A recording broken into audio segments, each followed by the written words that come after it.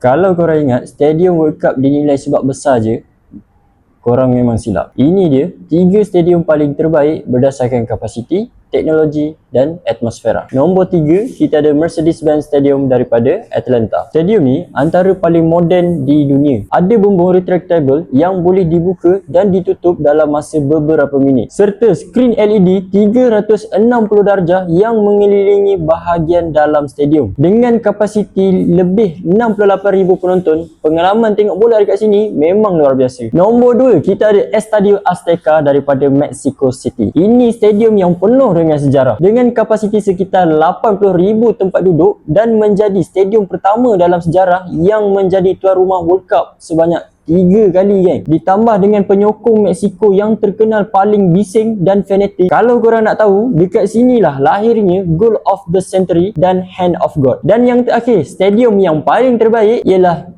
New Jersey Stadium. Stadium terbesar untuk World Cup 2026 dengan kapasiti lebih 80,000 penonton. Inilah venue yang dipilih untuk perlawanan final World Cup. Gabungan fasiliti moden, skrin gergasi dan suasana final Piala Dunia menjadikan stadium ini pilihan nombor 1. Kalau korang diberi peluang tengok perlawanan World Cup 2026 secara live, korang pilih stadium yang mana? Cuba komen.